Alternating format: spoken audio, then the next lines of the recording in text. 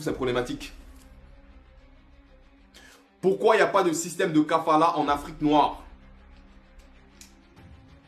Pourquoi il n'existe pas de système de kafala en Afrique noire? C'est-à-dire un Libanais lorsqu'il arrive en Côte d'Ivoire, lorsqu'il arrive au Guinée, lorsqu'il arrive au Sénégal, lorsqu'il arrive dans nos pays, ils vont faire, ils vont commencer à attaquer les zones de richesse.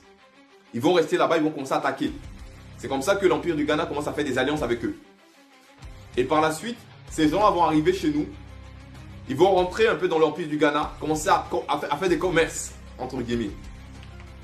Beaucoup des gens comme Khalid, par exemple, ou des gens du... Alors, je l'ai expliqué dans la conférence que c'était effectivement une question de classe sociale.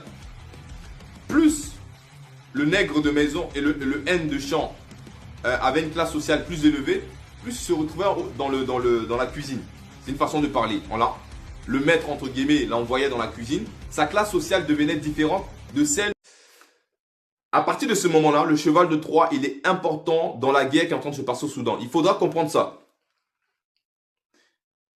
Lorsque les Noirs qui sont au Soudan du Nord se mettent à attaquer leurs frères du Sud, nous voyons uniquement des Noirs contre des Noirs. Le plus gros piège des Noirs dans ce monde, lorsqu'ils vont voir le Soudan, c'est de penser qu'il s'agit d'un pays noir qui se bat entre Noirs.